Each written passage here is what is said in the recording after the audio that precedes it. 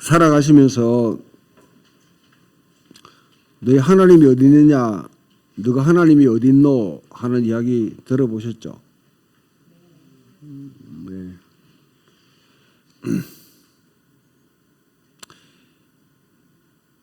때로는 그런 말을 들을 때에 우리들 속에 뭐 분노함도 생기기도 하고 때로는 자괴감이 들 때도 있을 겁니다. 제가 어렸을 때는 기독교가 아주 이 사회에서는 거의 이제 뭐 소수에 속했기 때문에 친구들이나 주변 사회에 교회 나가는 사람이 그렇게 많지 않았습니다.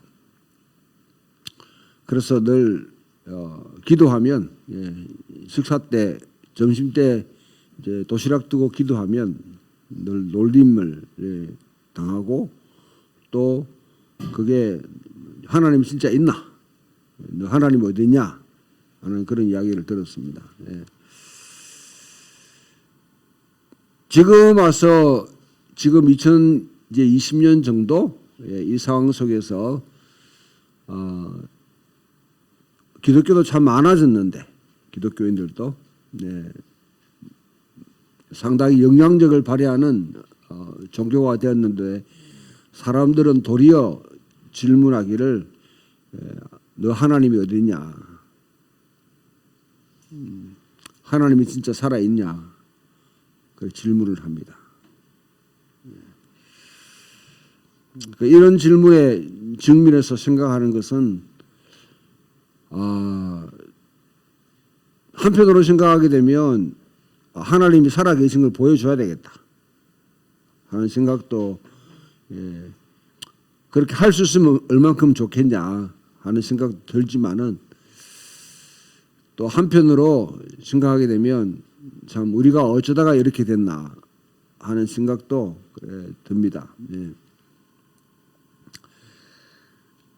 근데 그 하나님께서 어떤 분이신가 한번 생각해 보면 오늘 우리 읽었던 본문이 시편 79편 교독문을 했죠. 교독문 했고요.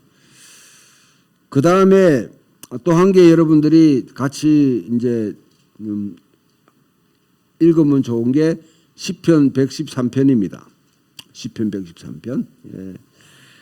시편 113편은 제가 오늘 여러분들에게 예배 시작할 때 낭송했던 그런 그 식구인데요. 거기서는 뭐냐면 여호와 우리 하나님과 같은 이가 누구리요? 그렇게 하는 거죠. 한 시편에서는 오늘 우리 교독했던 시편에서는 하나님이 그들의 하나님이 어디 있느냐, 너희들의 하나님이 어디 있느냐 질문하게 되고 또 한 시편에서는 우리 하나님과 같은 이가 어디 있느냐, 누구리요 하고 또 질문하는 것이죠. 똑같은 성경 안에 이 두 가지가 함께 나와 있습니다. 시편 113편은 이제 예루살렘을 시온이라 그렇게 시온 신학이라는 게 있는데 예루살렘 중심의 성전 중심의 신학을 사실 반영하고 있는 중요한 시이기도 합니다.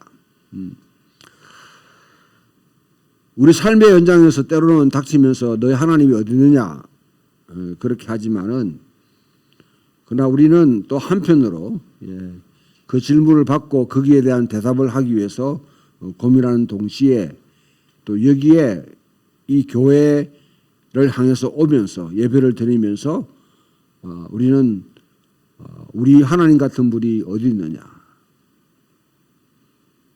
그 고백할 수 있는 선포할 수 있는 그런 믿음이 우리에게 반드시 필요합니다. 두 가지가 균형을 이루어야 됩니다. 항상 우리 속에는 하나님의 부재하심, 하나님이 계시지 않는다 하는 상황에 대해서 늘 고민을 해야 되고요. 한편으로는 하나님이 하나님과 같은 분이 어디 있느냐 하고 담대히 믿음을 선포할 수 있는 담대한 확신이 우리 속에는 항상 균형을 잡고 있어야지 한쪽으로 기울어지지 않습니다.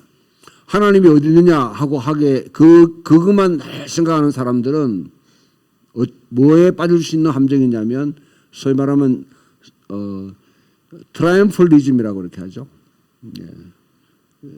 광신자가 될 수 있어요. 광신자가 됩니다.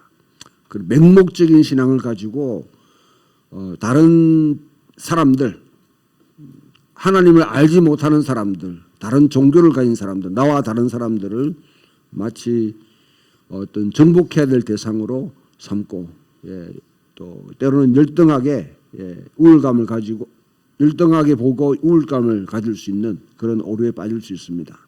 한편으로 하나님이 어디 계시냐 하는 이 질문에만 이렇게 골몰하다 보면 때로는 회의주의나 아니면 모든 종교가 다 똑같아. 그렇고 그렇지. 그러면서 정말 기독교의 독특한 본성 자체를 우리가 하나님을 잊어버리는, 하나님을 잊어버리는 그런 신앙으로 또 빠질 수가 있습니다. 시편 79편은 우리에게 우리와 같은 상황에 있는 그런 사람들이 아닐 수도 있습니다.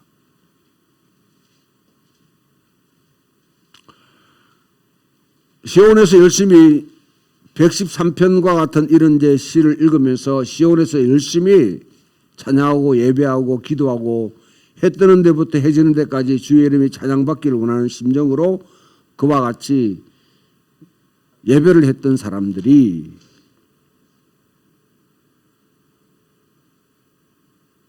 성전이 예루살렘이 거룩한 도성 하나님의 이름으로 일컬음 받는 시온이 예루살렘이 멸망을 당하고 성전이 완전히 파괴되어 버렸습니다.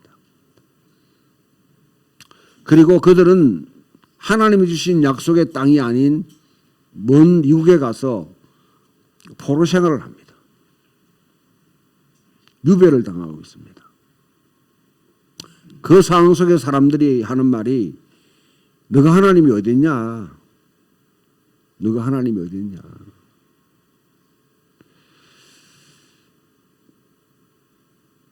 내가 예배하던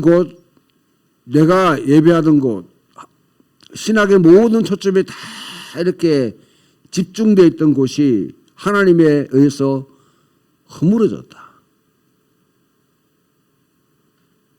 내가 믿고 있던 것들, 그런 것들이.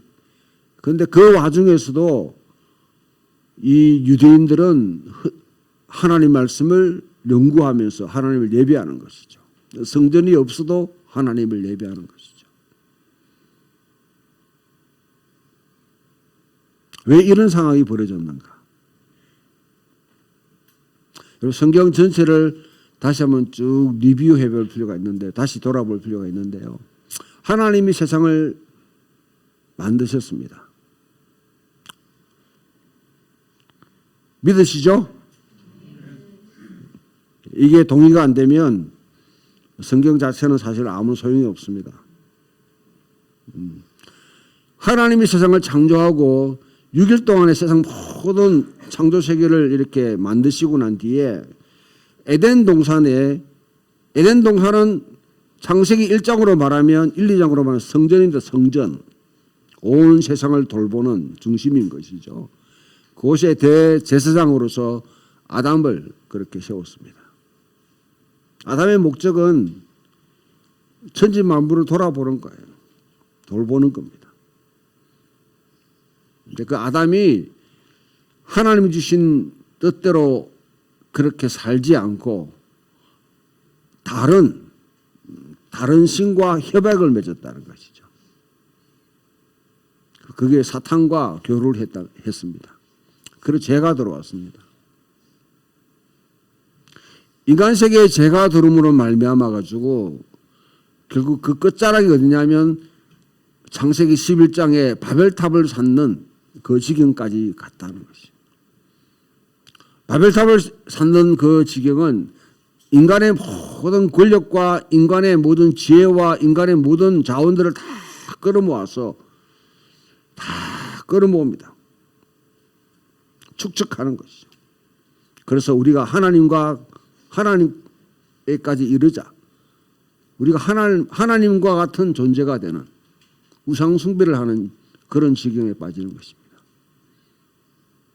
인간이 스스로 자기 자신들을 신이라 그렇게 칭함받는 거기에 대한 대안으로 세 번째 거기에 대한 대안으로 하나님이 이 바벨의 문제를 해결하기 위해서 아브라함을 선택했습니다. 한 사람 아브라함을 통해서 약속을 주시고 모든 열방들이 복을 받겠다고 약속을 주시고 아브라함을 통해서 아브라함, 이삭, 야곱 그 다음에 그 후손들이 이스라엘 백성들을 만드셨습니다. 애굽에서 종살이하고 있던 그들을 끄집어냈을 때 출애굽을 통해서 위대한 하나님의 일들을 행하시고 또한 시내산에서 율법을 주셨습니다. 토라를 주셨습니다. 그렇게 한 이유는 너희는 왕같은 제사장이라. 너희는 택하신 족속이라. 너희는 거룩한 백성이라. 베드로 전서의 말씀을 같이 풀어서 하면 너희를 어두운 데서 불러내어 그의 기이한 빛에 들어가게 하신 자의 아름다운 덕을 선전하게 하라 합니다. 이 땅에 야훼를 섬기는 백성이 어떤 백성이고 야훼를 이렇게 야훼의 말씀대로 살아가는 백성들이 어떤 삶을 사는지를 사실 보여주는 어쩌면 여러분 하나의 샘플이 되는 민족이죠. 본보기가 되는 민족입니다. 그런데 이스라엘은 주변 사회의 영향력을 드러내기는커녕 오히려 주변 사회의 영향을 받아서 흡수 동화되고 우상 숭배하면서 하나님이 주신 율법을 다 저버렸다는 것이죠. 저버렸다. 우리가 읽지 않았지만 아모스 8장 4절 7절을 보게 되면 어느 정도까지 수확한 상황이 벌어지냐.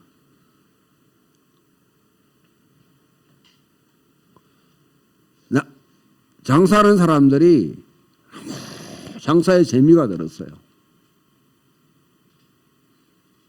어떻게 장사하느냐면 저울을 바꿉니다.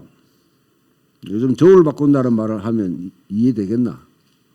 하여튼 계란기를 갖다가 이렇게 자기들 속입니다. 하여튼 장사를 부정직하게 하고 심지어 뭘 하려고 하면 여러분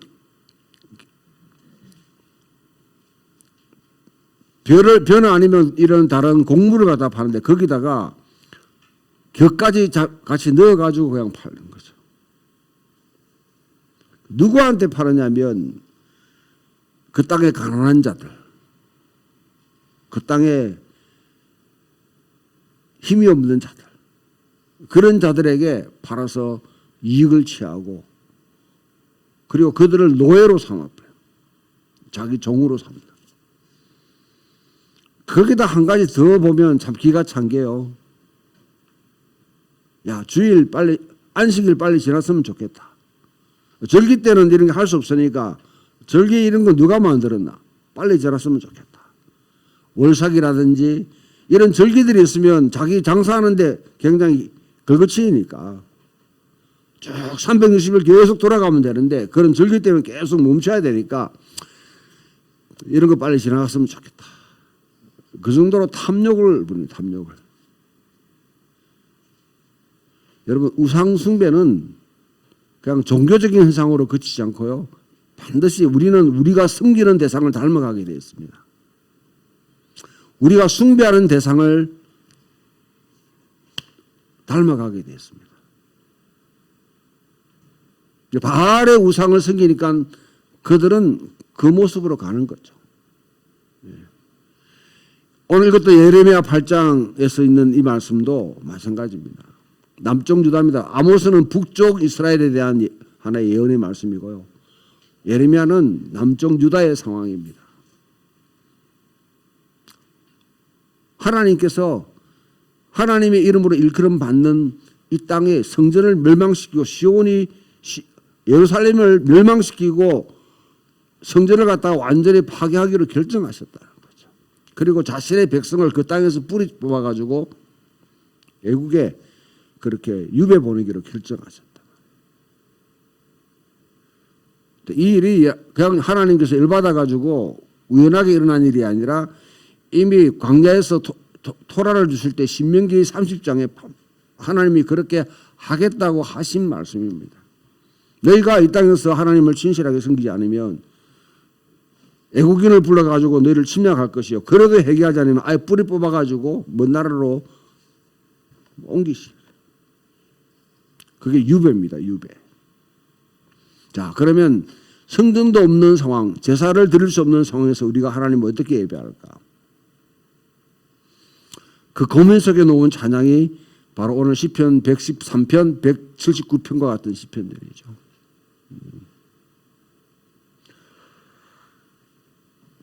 때로는 하나님은 모으기도 하시지만은 흩으시기도 합니다. 디아스포라라는 말 들어보셨죠? 디아스포라라는 것은 바로 여기서 나오는 단어입니다. 하나님이 자기 백성을 온 세상에 흩어버리더라.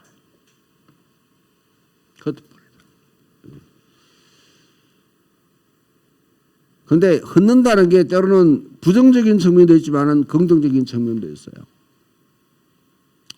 내 가족이 흩어졌다. 어때요?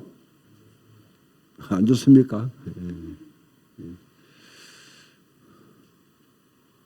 되게 이제 나이가 들면 다 흩어지잖아요. 근데 사실 그냥 여러분 그와 같이 분가해 나가는 상황이 아니라 이와 같이 참 다른 곳에 흩어진다면 좋은 게 아니죠. 때로는 하나님이 그와 같이 그 백성을 흩어버리다 했단 말이죠. 그러나 그 흩는 것 자체가 디아스포라 자체가 때로는 하나님께서 그것을 통해서 우리가 의도하지 않는 것이지만은 그런 걸 통해서 하나님이 일을 하십니다. 본래 북쪽 이스라엘 남쪽 유다가 그와 같이 하나님의 백성으로 살면서 영향력을 발휘하면서 곳곳에 하나님의 도를 드러내야 되는데 그들의 생각은 뭐냐면 와라. 1세기 바울 이전까지 그러니까 우리 그리스도인들 이전까지 유대인들은 절대 전도라는 개념이 없었습니다. 선교라는 개념이 없었습니다. 그들의 태도는 예루살렘 와라는 것이에요. 그래서 하나님은 오순절 사건을 통해 가지고 교회를 확 흩어버리는 거죠. 3,000명, 4,000명 모여서 그렇게 찬양하고 떡을 떼고 말씀 읽고 막 분위기 좋았는데 하나님께서 그 분위기 좋았던 교회를 확 흩어버리는 거죠. 흩으시는 하나님. 네.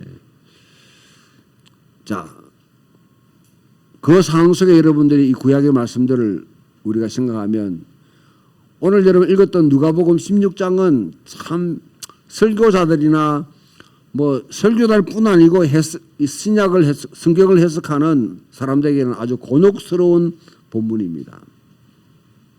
여러 가지 질문들이 제기될 수 있습니다. 여기서.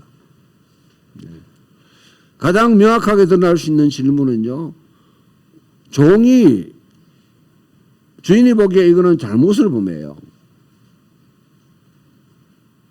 그런데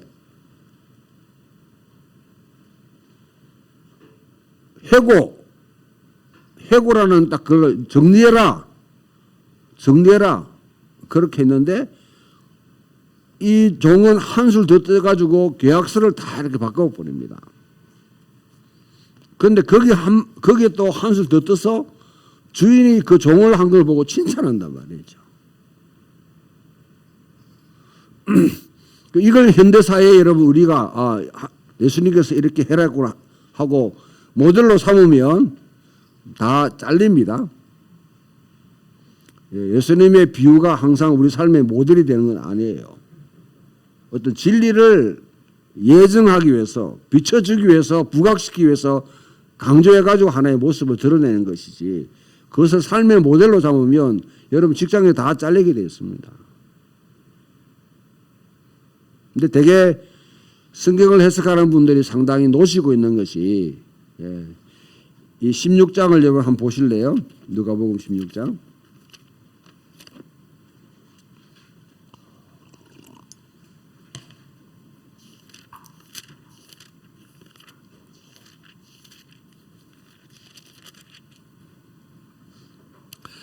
자, 어떤 부자에게 청지기가 일정해 어떤 부자에게 청지기가 있는데 그가 주인의 소유를 낭비한다는 말이 그 주인에게 들린지라. 근데 이 낭비라는 말은 번역자들이 그렇게 쓰는 거예요. 낭비라는 말은 헛되버린다, 헛되버린다. 여러 가지 추측할 수 있는 거죠. 누가복음 15장에 여러분 탕자의 비유라, 소위 말하는 탕자의 비유가 있잖아요. 그 탕자의 비유가 거기 보게 되면 누가복음 15장에 가보면 이 마다들이 그렇게 이야기합니다. 이 동생을 보고 뭐냐면 장기와 더불어서 아버지의 재산을 갖다가 다 탕진해 버렸다. 그렇게 합니다. 그런데 그 탕진하다는 이 단어도 똑같아요. 우리가 생각하기에 탕진하다는 말이 막 돈을 막 써가지고 주식 투자가 망하고 그게 아닙니다. 프로디글이라는 말은요, 이 단어는 본래 헬라어 뜻은 그냥 막 이렇게 술 먹고 막 이렇게 해가지고 나쁜 짓을 해가지고 다 탕진하는 것을 의미하지 않습니다. 때로는 풍부하게, 융성하게 그 뜻도 있어요. 이런 의미인데 낭비한다는 말은 사실 다 헛되버린 거죠. 주인의 재산을 이리저리 헛된다는 거죠. 뭐 어찌 보면 여러분 청지기로서 주인에게 맡아 있는 재산을 이리저리 뭐냐면 한 곳에 집중 투자하지 않고, 왜냐하면 청지기라는 것은 주인의 재산을 가지고 운용을 하는 것이죠. 요즘 말하면 자산 관리를 하는 사람입니다. 담당하는 사람입니다. 그런데 그걸 갖다가 한 곳에 투자하지 않고 이리저리 다 헛었다고 그렇게 볼 수도 있는 것이죠. 성경 전체 이 단어가 사용되는 거 보면 사람들이 흩어지다, 자원을 헛는 것을 이야기합니다. 자원을 헛는 것을. 그러면 여기서 주는 교훈은 뭐냐면, 청지기는 사실 자기 나름대로 생각을 가지고 그와 같이 이렇게 했는데 주인이 보기에는 못마땅한 것이죠. 못마땅한 것이죠. 근데 예수님이 궁극적으로 뒤에 와가지고 추천하는 것은 뭐냐면, 불의의 재물로 친구를 사귀라.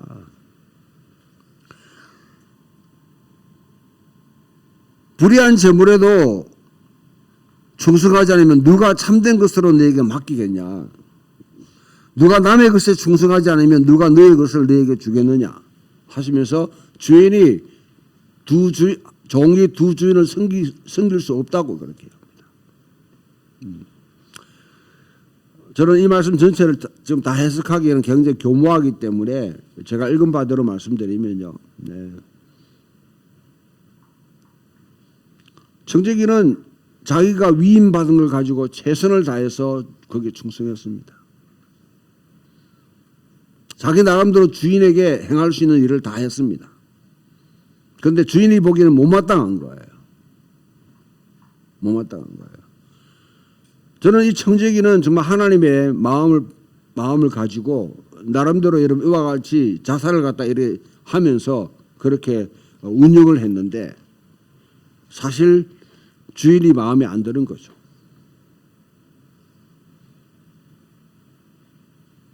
작은 일에 예수님이 두 주인을 섬기지 말라. 재물도 섬기면서 또 주인도 섬길 수 없다. 그렇게 말하죠. 우리에게 맡겨진 것에 대해서 저는 최선을 다해서 하나님을 섬기는 마음으로 해야 된다 생각합니다. 혹시 여러분 가운데 예수를 믿지 않는 분들의 직장에 다닌다 해서 이는 뭐 우리가 속한 것이 아니니까 이거는 악한 주인의 것이니까 마음대로 해야 된다 이러면 곤란하겠죠. 최선을 다해야 됩니다. 예. 때로는 여러분 다니는 직장이 때로는 하는 종목 자체가 사실은 굉장히 성경과 어긋나는 직장이 될 수도 있어요. 어때요, 여러분? 예수 믿는 사람이 술 만드는 회사에 직원이 될 수 있나요, 없나요? 주류 회사에?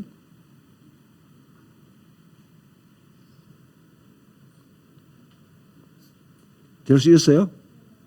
예. 다 동의해요? 원준이도 동의해요? 그래요. 그 정도 나가면 좀 쉽겠네요. 그죠? 예.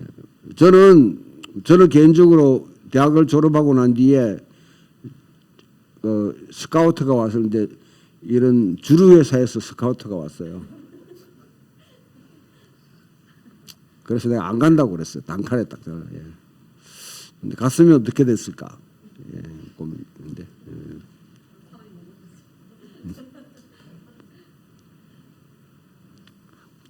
여러분 성경에 보게 되면 소위 말하는 왕궁 정치인들이 있습니다. 하나님 백성이 노예로 잡혀갔거나 아니면 여러분 애굽에 갔을 때 그 왕궁에서 자기들을 그 왕궁에서 하나님 백성들을 억압하고 있는 그 왕을 섬기는 분들이 있습니다. 대표적으로 다니엘 같은 분이죠. 요셉도 그에 해당할 수 있죠. 모세는 거기에 왕궁에 그냥 왕자가 되었습니다. 느헤미야도 마찬가지입니다. 또 모르드게 에스더도 마찬가지죠.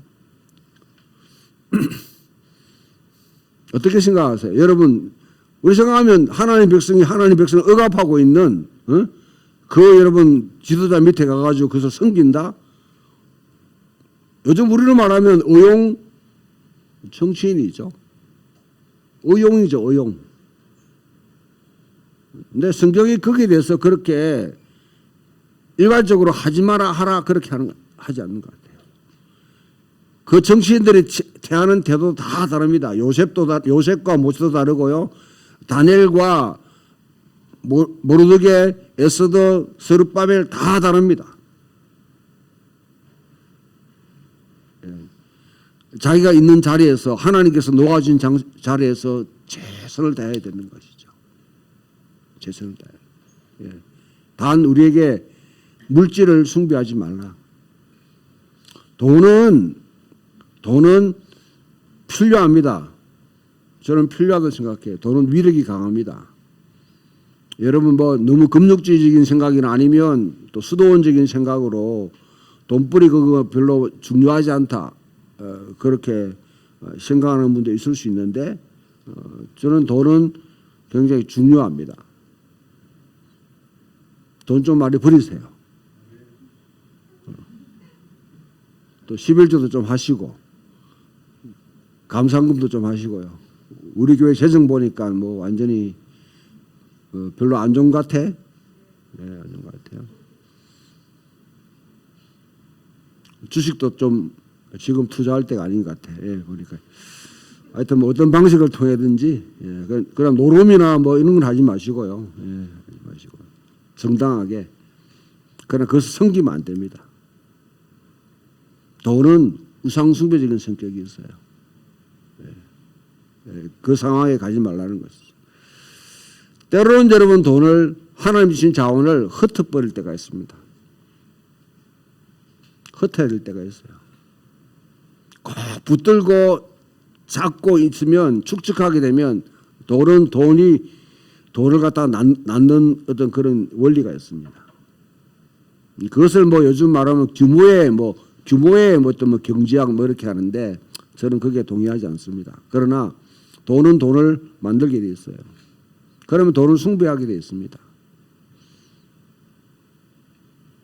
얼마 전에 뭐 어젠가 아닌가 뉴스 보니까 파타고니아라는 그런 어떤 세계적인 기업이 있는데 그 기업의 그 오너가 자기 모든 재산을 다 지금 기후 위기에 대응하라고 다 기부를 한 사람이 있더라고요. 그와 같은 분들 외에 또 여러분 자선을 행하는 많은 분들이 있죠. 예. 자, 이제 디모데 전서로 우리가 넘어가게 되면요. 바울은 우리에게 하는 말이 기도 네 자식을 위해서, 네 자식을 위해서, 네 건강을 위해서만 기도하지 말고 어쩌면 그런 기도에 대해서는 바울은 전혀 하라고 하지 않는 것 같아요.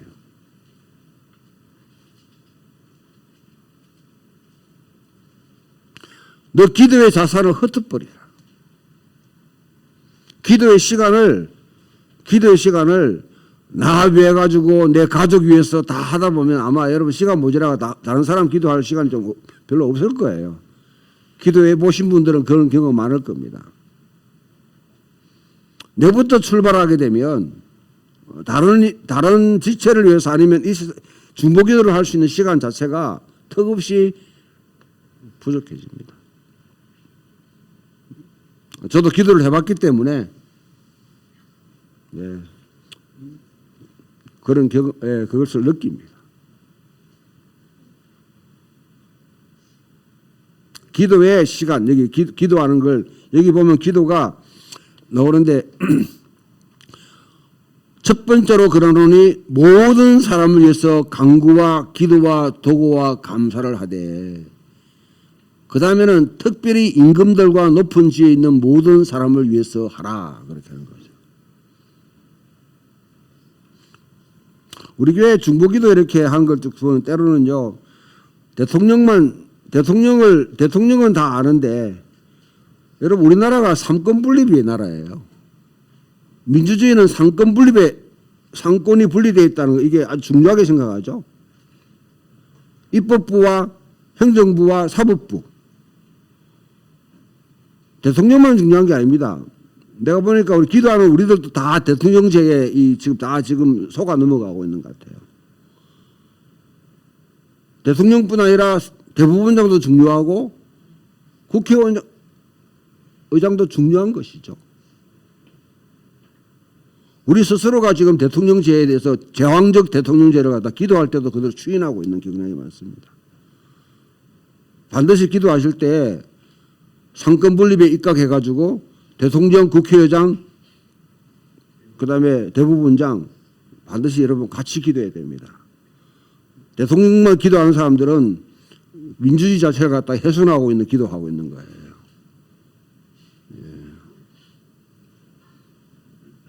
기도를 흩어지십시오.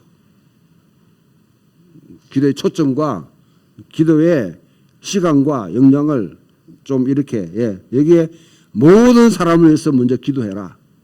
여기 간구와 기도와 도구와 감사 네 가지 기도들이 나오는데 여기 이 도구라는 것은 중보기도입니다. 중보기도.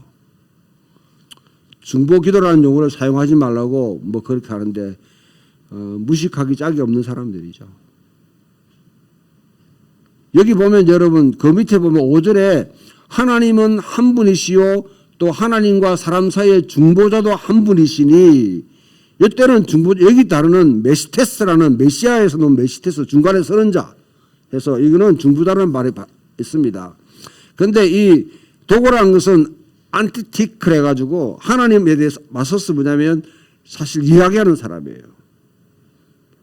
내 문제를 이야기하는 것이 아니라 다른 사람이 다른 지체 민족이나 다른 나라나 그걸 위해서. 그래서 이런 일에도 내 자신만 위해 가지고 기도하지 말고 그리고 바울은 사실 아예 기도하라 할 때 네 건강을 위해서 네 자식을 위해서 네 뭐 와이프를 위해서 네 자녀를 위해서 취직을 위해서 네 뭐 이렇게 그런 거 성경이 원리가 있잖아요. 먼저 그의 나라와 그의를 구하라. 그러면 이 모든 것을 내게 다하여 주시리라. 주님이 분명히 기도할 때 말씀하셨습니다. 그리고 무엇을 먹을까, 무엇을 입을까, 무엇을 마실까 염려하지 말라.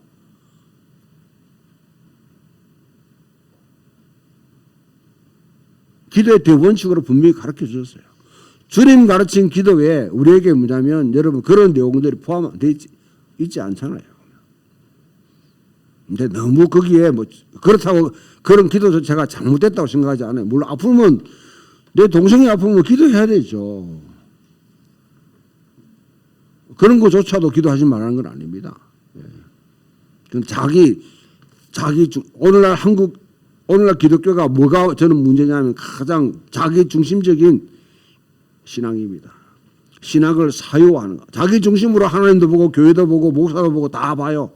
설교도 보고 말씀도 보고 다 봐요. 그거는 여러분 우상숭배로 가는 지름길입니다. 자기 중심적인 여러분 그런 신앙생활은 반드시 가족이 우상이 되었습니다. 때로는 그 틀을 바꿀 필요가 있는 것이죠. 그래서 오늘 모든 사람이 구원받고 모든 진리를 아는데 알기 위해서 우리 자신만 위해서 너 자신만 위해서 지금 하는 것이 아니라 모든 사람이 예수를 믿고 구원에 이르게 하기 위해서 때로는 정치 지도자들이나 아니면 다른 경제나 지방자치 지도자들 등등 위해서 기도하라는 것이죠. 우리가 여러분 대구시장을 위해서도 기도해야 되고요. 경북시장을 위해서도 기도해야 됩니다. 우리가 속해 있는 땅이지 않습니까? 그래서 내 기도 바울이 금고하는 말씀 우리 전체 성서가의 흐름을 따라서 하게 되면 너희 기도도 좀 자기 중심적으로 자기 탐욕을 위해서 기도하지 말고 욕망을 채우기 위해서 기도하지 말고 좀 이와 같이 모든 사람이 함께 참 건강한 그런 사회를 이루기 위해서 좀 허트라 그렇게 저는 봅니다. 아무튼 하나님은 때로는 그의 백성들을 흩으실 때가 있습니다.